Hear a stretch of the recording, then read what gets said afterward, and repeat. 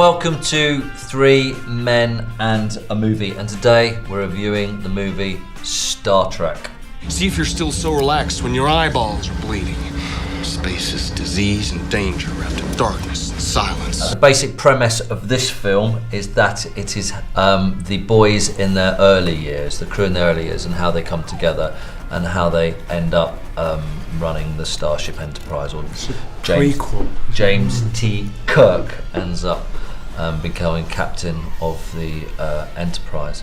We need to say we approach this from the point of view not as Trekkers or Trekkies or whatever you want to say.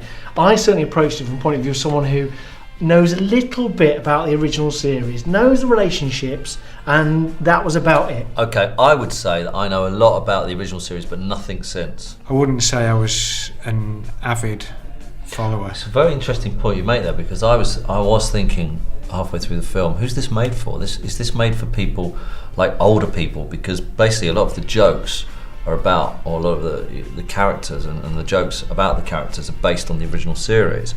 So unless you know the original series, you'll miss some of those. And you know they've got Bones, who I thought was absolutely brilliant. I've got to say, I thought he was really fantastic! Good. Yeah, I think that incredible. McCoy, medical. Oh, yeah. And he did the eyebrow thing all the time. So if you watch the first, if you know the original series, he did the first one. I thought he was really good.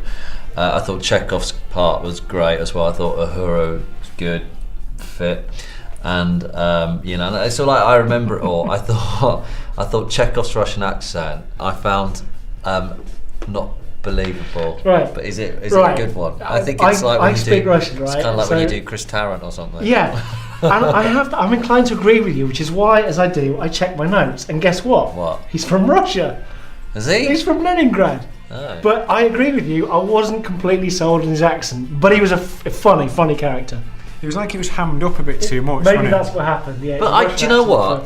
What I was expecting to see in this film was I was expecting to see, like they did with Batman and like they did with all that, I was expecting to see it really realistic. Because I'd seen the trailers and I thought it's going to be really real, and they haven't. They've made it very Hollywood, very exciting. You're going to enjoy it. Raiders of the Lost Ark, isn't it? Yeah. It's that. It's not. It's hammy. There's gags and there's things like that. I mean, it is quite humorous. It's entertaining. It's a great Christmas film.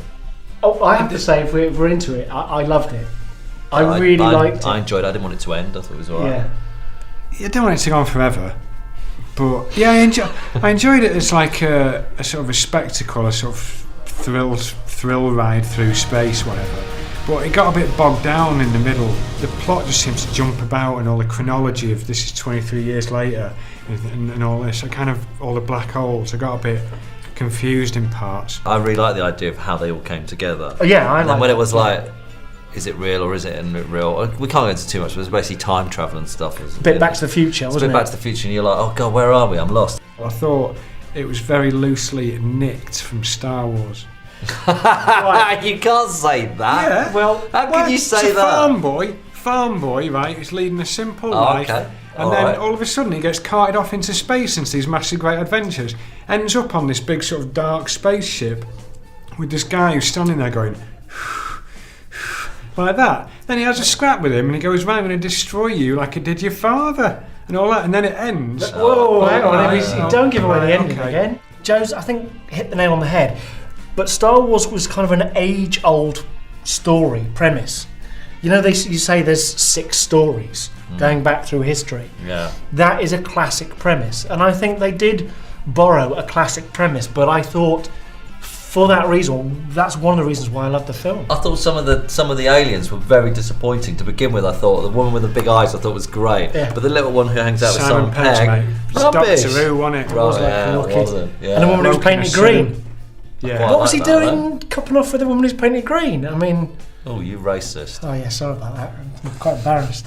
I apologise to anyone who's green out there. The Hulk, he's going to come after you. He's old now, he's getting on a bit, isn't he? Or that woman who used to dance on ITV. The woman off... What was her name? Witch. There's something goddess, green goddess. She's getting on a bit as well. Witch off Wizard of Oz, she's coming after me. Oh, and isn't the witch off Rod Hull's emu house thing? Yeah, she's getting on a bit as well. They're all too old. Bring them on is what I say. Got to ask you about Simon Pegg. What are your thoughts on him? When he first came into it, I thought he was struggling to hold down the Scottish accent more than acting, really. I sort of agree, but I think he had a great comic timing. I agree with that totally. He made us laugh a lot in the film. The problem with it is you know he hasn't got a Scottish accent, so it's always the thing. It's like when you know someone hasn't got an American accent or a Scottish accent or something, all you do is sit and listen to the accent. So you know that is always a problem. Bit off-putting. Yeah, I agree. A bit off-putting, but not his fault. No. Who are you? I'm with He's him. with me. For me, I don't like a lot of sci-fi films because they're action-driven. I think I loved this film because it was character-driven. It could have been so easy to have 2 hours of action sequence after fight sequence after battle sequence, but you learned about the characters and you cared about the characters. And for me, that's the same as Star Wars. What I got from it that I wasn't expecting was it was actually pretty funny. Yeah, Some of it the made, sort of it made very, you very laugh. dry humour in it. That's the bit where Spock's at school with those 3 kids and Yeah. whatnot. Great. It's just really It's good, funny. yeah. Like there's some of the little lines in it. And, like the and on cinemas that, laughing. whoever invented the idea that there's a civilization out there of aliens who have no feelings and only logic, I think is brilliant because we cannot Got corrupted though, didn't he, old Spock? but we cannot comprehend that feeling that something happens and you wouldn't care. You know, it's all about logic. So, and the fact they made Spock half Vulcan, half human, so he's always fighting with that emotion, I think is brilliant. How much easier would life be without feelings? It would be much better. Much easier. It's like I wouldn't want to live it's like that. It's like my theory of getting rid of It's like living in Sweden. It's like my theory of getting rid of food and just having a pill. You get rid of all the hassle from life. No feelings, no food. Pure socialism, stroke communism. No feelings. Everyone's the same. Doesn't matter. Communism's kind of dead, but I kind of agree with you. It's like the communist philosophy, isn't it? You're Everyone's- reading quite deep into this. Everyone's the same. For you, aren't The you? Vulcans are communists, aren't they? Everyone's the same. Doesn't matter how much you earn because if you It's all based on logic. Yeah, because if you buy a television and you've got a better car than him, you don't care because you won't go, oh, I feel good about that or I feel bad about that. You'll just be like, I don't really care, I don't have any feelings. Yeah, but Spock's dad kind of broke the rules, didn't he?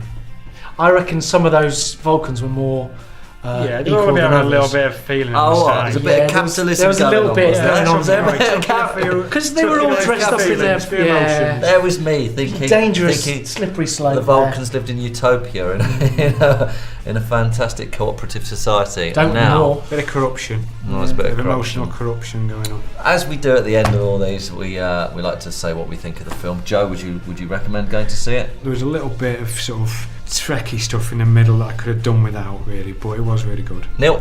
I loved it. I liked it a lot more than I was expecting. I think it's a film, even if you're not a Trekker. There's some great one-liners, and I thought the cinematography and direction were spot on. I think if you like Raiders of the Lost Ark and stuff like that, James Bondy type films, it's action-packed, it's like that, you'll love it. Buckle up.